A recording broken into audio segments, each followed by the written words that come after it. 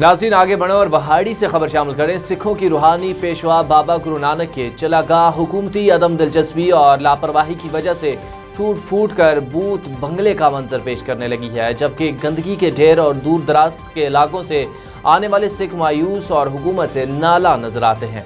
मजीद बता रहे हैं वहाड़ी से मोहम्मद खालिद। जी, सिखों के रूहानी पेशवा बाबा गुरु नानक की चिल्लागाह जो के विहाड़ी के नवाही इलाका दीवान साहब में वाक़ है, मुनासिब देखभाल न होने की वजह से बोचड़ खाने का मंजर पेश कर रही है।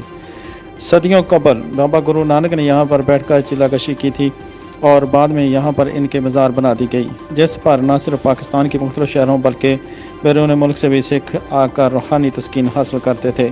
लेकिन गुजरते वक्त के साथ साथ इसकी तरफ ना तो महकमा ने तवज्जो दी और ना ही हुकूमत को ख्याल आया, जिसके बायस इस मुक़द्दस जगह पर कूड़ा करकट फेंक दिया शुरू कर दिया गया और आज गंदगी के ढेर लग चुके हैं।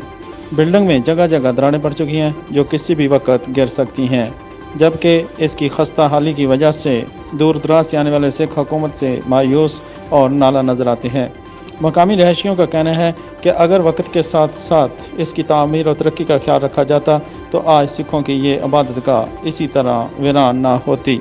इस वक्त हमारे साथ शहरी भी यहाँ के गाँव के मौजूद हैं, तो आइए इनसे बात करते हैं कि वो क्या कहते हैं। कोई भी जी गुरुद्वारा हाजी साहब की मकाम है जी, 17 दीवान साहब ते गुरु नानक का दरबार काफ़ी दिनों का पुराना खस्ता हाल हो पई है, तो इनका कोई गौरमेंट नहीं तवज्जो दे रही, तो इनकी भ्रमती की जाए, इसलिए बनाए विरसे वाली साहब विरसा हिफाजत की जाए, तंदुरुस्त सही तमीर की जाए, वो खराब हुई पई हालत इसकी।